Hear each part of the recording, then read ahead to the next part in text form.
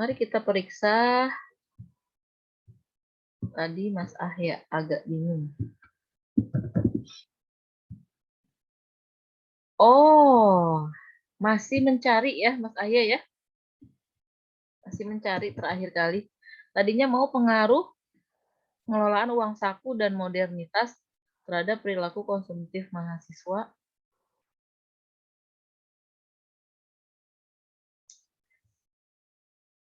Di era pandemi COVID-19. Tapi katanya sudah banyak. Iya gitu Mas Ahya? Iya, banyak tanya. Sudah banyak. Sebenarnya di sekolah itu terhadap perilaku insumtif, Bu. Apa tuh? Insumtif? Iya. Konsumtif? Hah? Ada yang insumtif, ada yang konsumtif. Insumtif artinya Cuma apa? kalau konsumtif itu artinya berlebihan ya, Bu. Tapi kalau insumtif Ahya belum cari. Loh, Ibu belum pernah dengar. Apa Ibu mainnya kurang jauh ya? Main kurang jauh, Ibu. Insumtif adalah adanya insentif. Maksudnya Ibu selama hampir 45 tahun jadi orang belum pernah dengar insumtif gitu loh. Oh, gitu. Mungkin bukan salah sih, Bu. Mungkin bukan dilanjutin, itu. cuma banyak jadi ada yang nggak lanjutin gitu, Bu. Pengaruh uang saku dan modernitas terhadap ekonomi fakultas ekonomi ini udah ada yang mirip banget judulnya ya. Dirujuk satu kali. Kita lihat rujukannya. Siapa yang merujuk?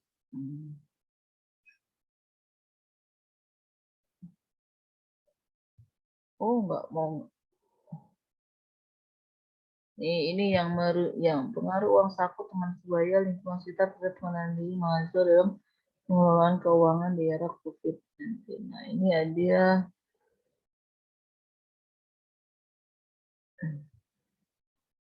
jadi kalau gini, perhatikan ya Mas Ahya ya, judulnya.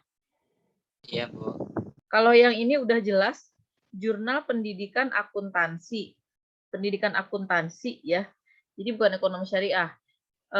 Dan di sini terhadap artinya setelah terhadap itu variabel Y ya, terhadap pengendalian diri mahasiswa dalam pengelolaan keuangan. Wajar judulnya itu seperti ini karena dia Jurnal Pendidikan Akuntansi. Kalau yang tadi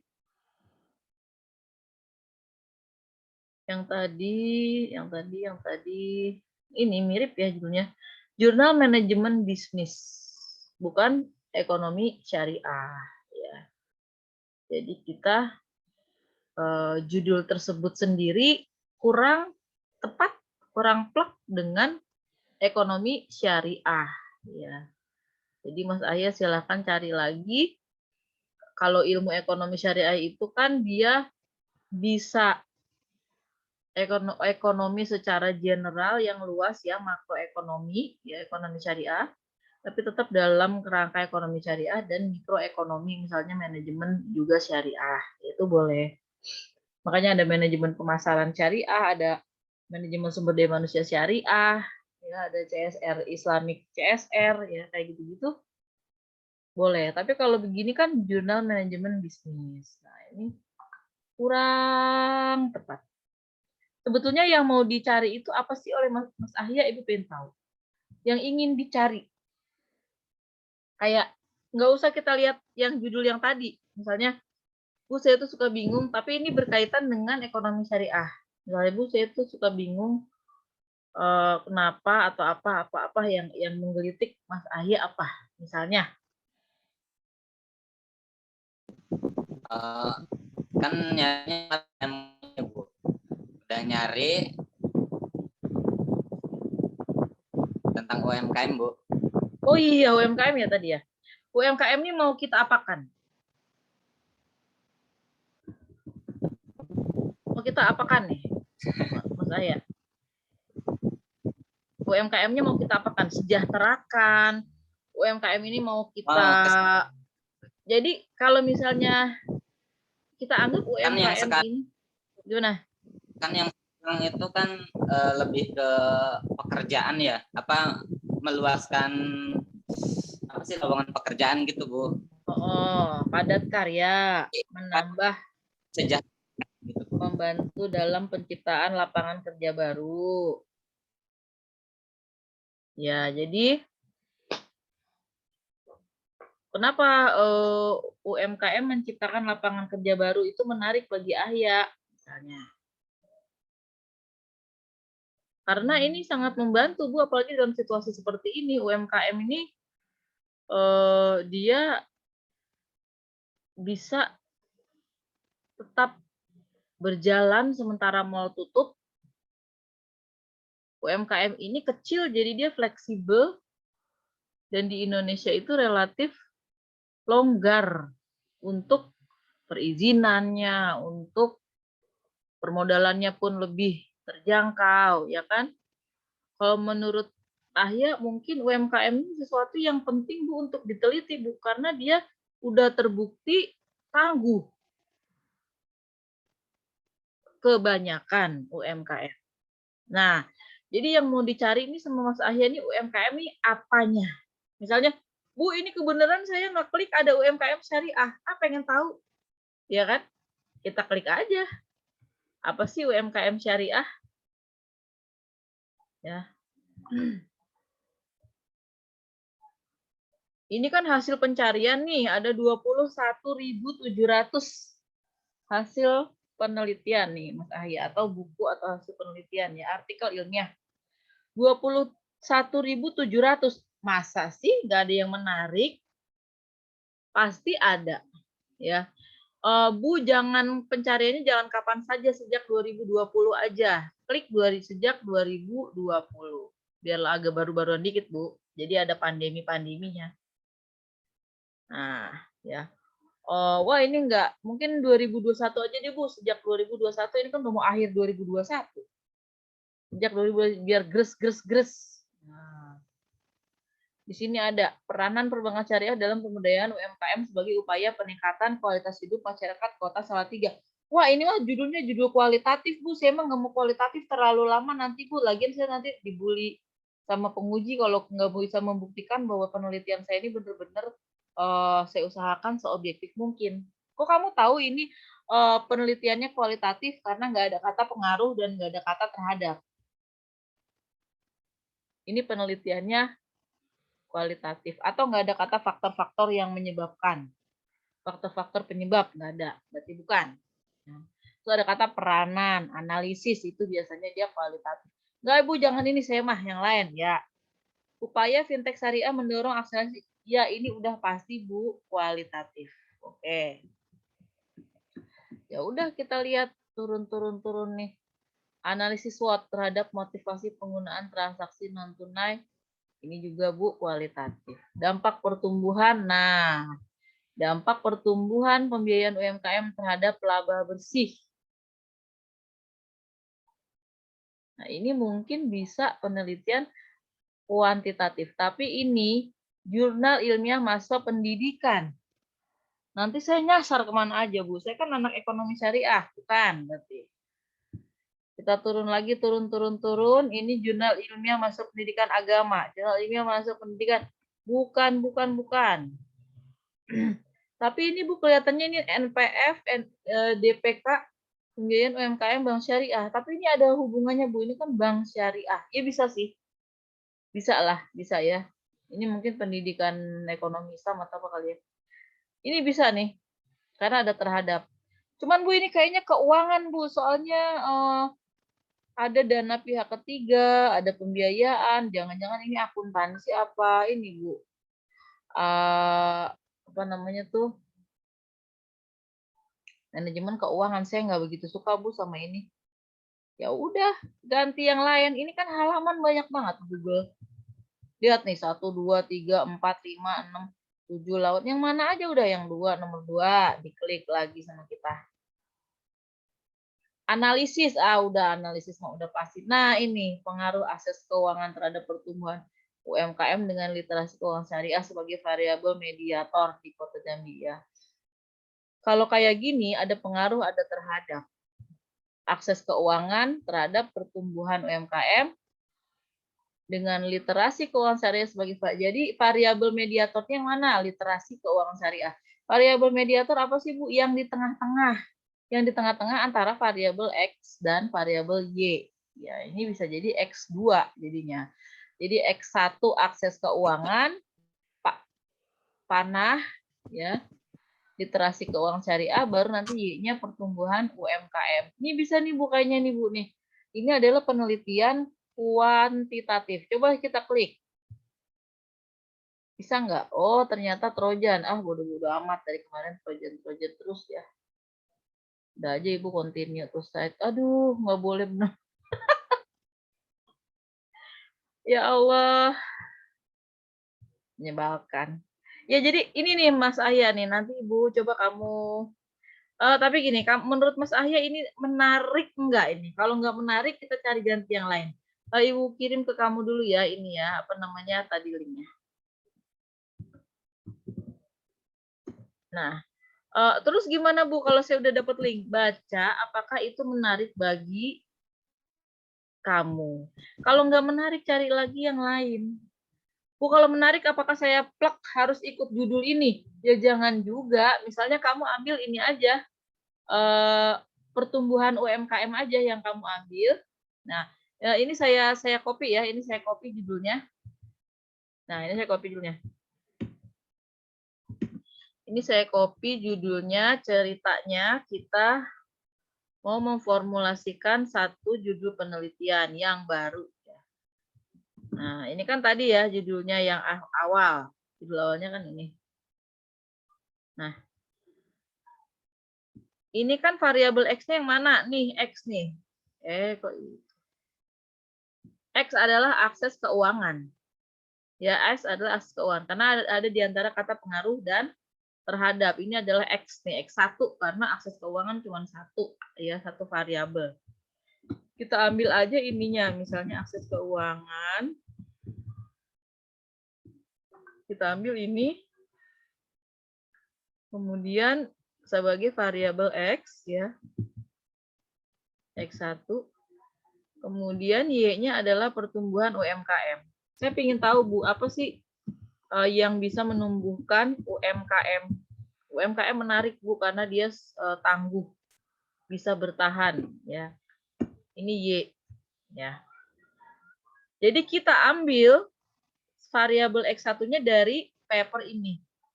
Tapi kan Pak Hamdan maunya Pak Hamdan. Dulu Pak Kuat maunya X-nya kalau bisa 3. Ya Ibu juga gitu, maunya X-nya kalau bisa 3.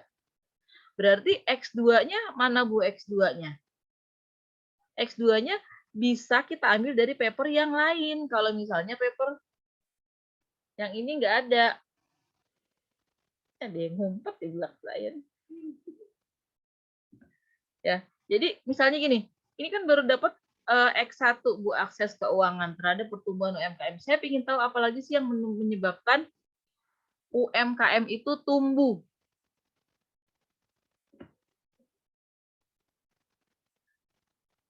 Kan Y-nya pertumbuhan UMKM ya. Kita ingin tahu apalagi yang menyebabkan UMKM itu tumbuh selain akses keuangan ya. Tadi kan ini kan penelitiannya siapa nih yang mengatakan akses keuangan berpengaruh terhadap pertumbuhan UMKM ya.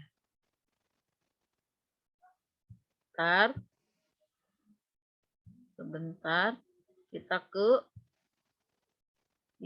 tadi ke apa yang kita cari tadi. Nah ini ya, ini kan Hidayat kemudian Mubiarto tahun 2021. Kita lihat di sini penelitian dia mengatakan akses keuangan berpengaruh ya. Ini kita ambil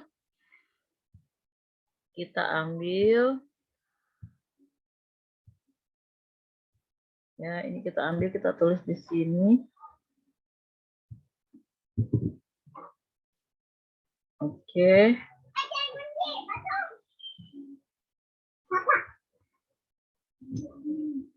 Kita ambil di sini.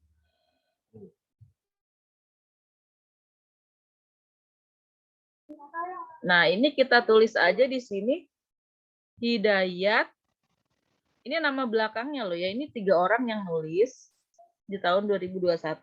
Kita ambil aja nama belakang penulis pertama ya, Hidayat dan kawan-kawan ya. Hidayat dan kawan-kawan 2021. Ya, kita tulis di sini. Ya, ini adalah akses keuangan. Itu ternyata dia sepertinya ada hubungannya dengan pertumbuhan UMKM. Akses keuangan, semakin tinggi akses keuangan UMKM, maka UMKM akan semakin tumbuh. Jadi kalau variabel itu semakin dan semakin ini maka semakin ini gitu ya.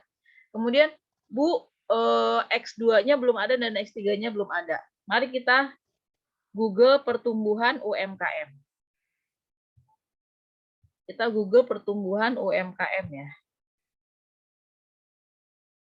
Pertumbuhan UMKM. Kita Google lagi di sini. Pertumbuhan UMKM. Terhadap pertumbuhan UMKM.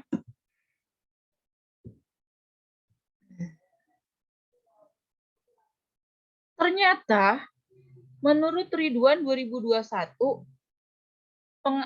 pembangunan infrastruktur jalan itu juga berpengaruh terhadap pertumbuhan UMKM. Sepertinya ya, kalau Anda mau klik pasti hasilnya ada hubungannya dan hubungannya adalah signifikan ya. Coba kita klik di sini. Aduh, kenapa ya malware saya tuh galak banget. Ini kalau diklik sama kamu Mas, nanti saya ibu-ibu copy link, Ibu kasih ke Mas Ahya lagi ya linknya ya. Ya, Bu. Jadi kalau kamu mungkin bisa, Ibu juga bisa buka tapi di handphone bisa. Nah, jadi ternyata bukan hanya tadi itu, tapi pembangunan infrastruktur juga itu berpengaruh terhadap pertumbuhan UMKM ternyata. Hasil penelitiannya Ridwan 2021. Pembangunan infrastruktur jalan. Kita pindahin lagi kemari. Mana tadi tuh? Sini ya. Pembangunan infrastruktur jalan.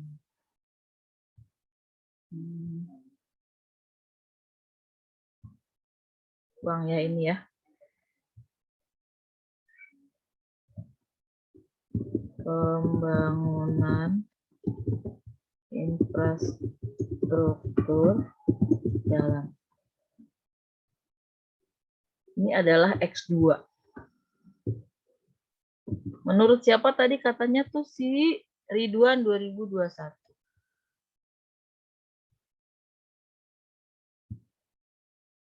Ya.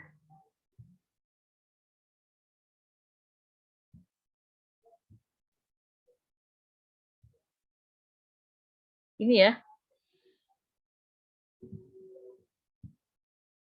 Ridwan 2021.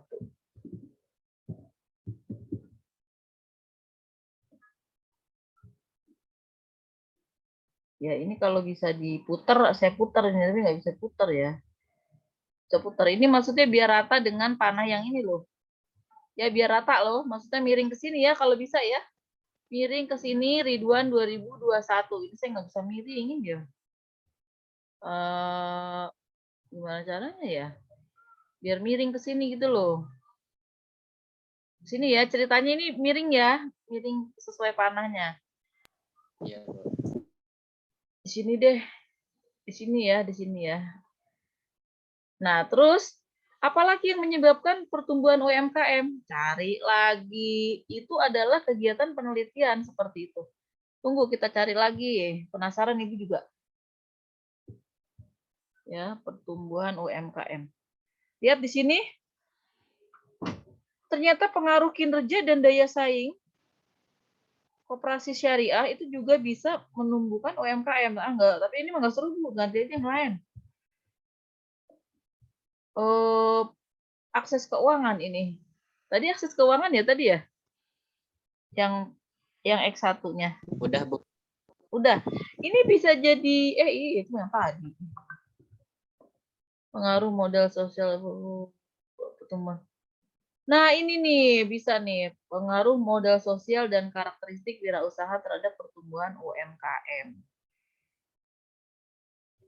Karakteristik wirausaha bisa kita masukkan. Modal sosial bisa kita masukkan. Kalian paham nggak maksudnya modal sosial apa? Modal-modal sosial itu kayak hubungan kayak hubungan networking itu bisa jadi modal sosial.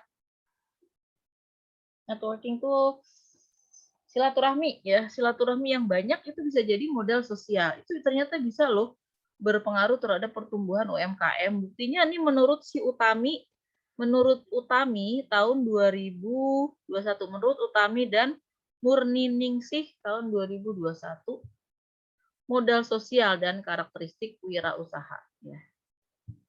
Modal sosial dan karakteristik wirausaha.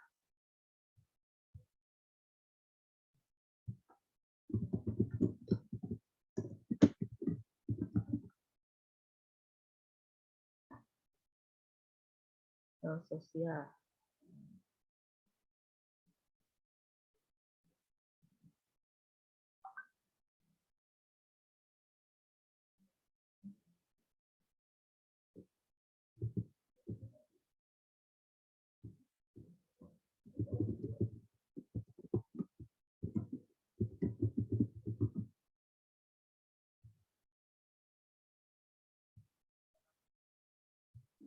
Bisa sampai X4.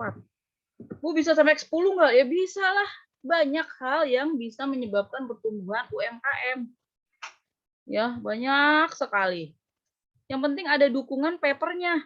Ahya, kamu tahu dari mana bahwa karakteristik wirausaha itu memang memengaruhi pertumbuhan UMKM? Ada penelitiannya, Bu. Yaitu penelitiannya tadi. Siapa namanya tadi? Lupa. Si Utami dan Murniningsih 2021. Utami dan Murniningsih 2021.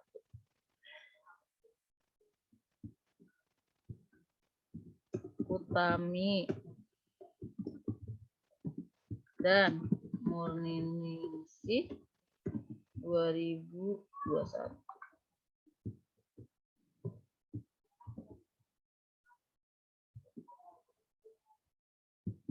Ya. Nanti kamu ini dimiringkan, ditaruh di sini ya, antara X3 dan Y, dan juga dimiringkan ditaruh di antara X4 dan Y ya. Jadi ini kan dua-duanya kan dari satu paper, ya kan? Jadi dua-duanya tuh ditaruhin ginian gitu loh, miring ke sana, miringnya ke sana, ke sana, ke sana. Nah, nanti kamu udah bisa dapat 4X dan 1Y. Udah, penelitian kamu udah.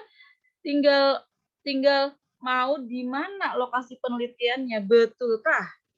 Akses keuangan, pembangunan infrastruktur jalan, modal usaha, karakteristik wirausaha itu berpengaruh dengan pertumbuhan UMKM. Benarkah? Kamu hanya bertugas membuktikan benar apa enggak. Misalnya, Bu, setelah saya meneliti di UKM-UKM yang ada di Kabupaten Bekasi sebanyak 200 UKM. 200 pemilik UKM saya tanya-tanya, saya mintain keterangan, saya suruh ngisi kuesioner. Ternyata akses keuangan tidak mempengaruhi pertumbuhan UMKM, Bu, kalau di Bekasi. Di Bekasi juga pembangunan infrastruktur jalan tidak berpengaruh. Ini berlawanan dengan hasil penelitian Ciriduan 2021 yang mengatakan pembangunan infrastruktur jalan berhubungan memengaruhi pertumbuhan UKM secara signifikan, mempengaruhi. Nah, udahlah ngomong aja di situ si Ahya, ya. Ini adalah Ahya, sarjana ekonomi, beliau adalah ahli pertumbuhan UMKM. Hal-hal apa Pak Ahya yang bisa meningkatkan pertumbuhan UMKM? Menurut penelitian saya, ada beberapa hal yang bisa mempengaruhi pertumbuhan UMKM. Berdasarkan penelitian saya di tahun dulu, udahlah Ahya ahli pertumbuhan UMKM. ceritanya gitu. Ya. Nanti Ibu snip deh ini. Ibu snip ya. Jadi sebenarnya penelitian itu kalau penelitiannya kuantitatif itu nggak sulit ya, kualitatif juga nggak sulit, tetapi lama dan kita kalau nggak kuat-kuat mental bisa dibully oleh para dosen penguji. Karena gini, kamu dasarnya apa ngomong kayak gitu? Emang udah ada pembuktiannya sebelumnya? Belum ada, Bu. Saya meneliti sendiri di narasumber yang saya tanyakan, dia mengatakan begini, artinya itu adalah satu variabel baru. Benar. Apa dukungan data-data kamu? Ini Bu hasil wawancara, dia mengatakan begini, begini, begini.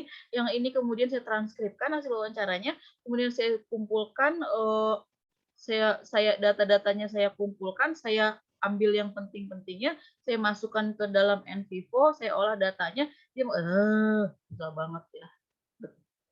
Tapi kalau ini udah ada yang neliti sebelumnya, ya kan? Udah ada yang neliti sebelumnya, jadi kita tinggal enak. Kata siapa kamu, Ayah? Ini ada hubungannya dengan ini. Murniningsih dan Utami di tahun 2021 pernah meneliti seperti itu dan hasilnya adalah begini. Gitu.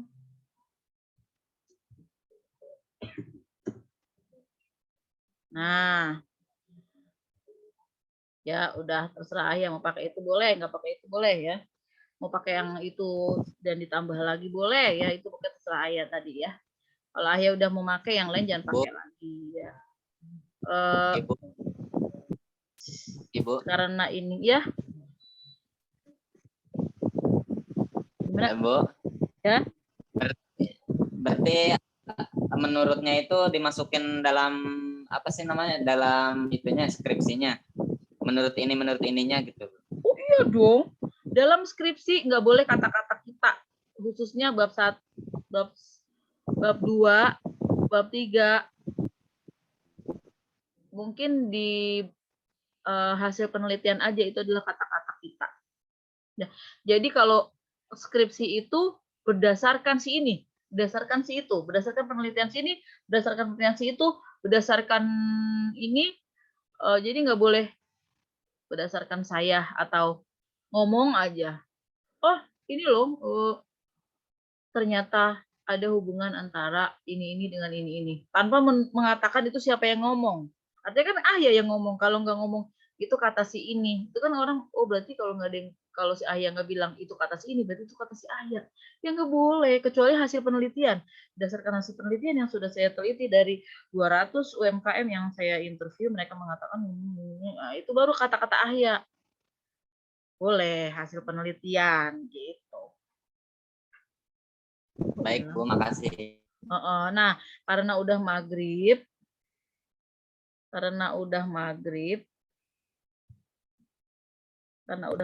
kita sambung lagi. Kenapa ini? Karena udah maghrib, nanti disambung lagi dengan Pak Hamdan. Siapa yang ada masalah, boleh Zoom Ibu, kapan kamu sempat dan kapan Ibu sempat janjian aja. Ntar kita olah-olah gitu kayak Ahya ya. Dia bilang, Bu, saya tertarik banget Bu dengan ini. Ya udah kita bareng-bareng ntar nyari ya. Mudah-mudahan gampang ya. Saya pikir itu saja cukup, nanti dilanjutkan oleh Pak Hamdan. Kalau ada apa-apa WA aja ya. Jangan malu-malu, jangan ragu-ragu. Yang kekurangan referensi mungkin Ibu bisa bantu insya Allah. Kalau bahasa Indonesia sedikit referensinya, kita cari di bahasa Inggris. Karena kadang-kadang ada variabel-variabel yang itu tidak terlalu umum dibahas oleh orang peneliti Indonesia. Oke. Terima kasih. Assalamualaikum warahmatullahi wabarakatuh. Waalaikumsalam warahmatullahi wabarakatuh.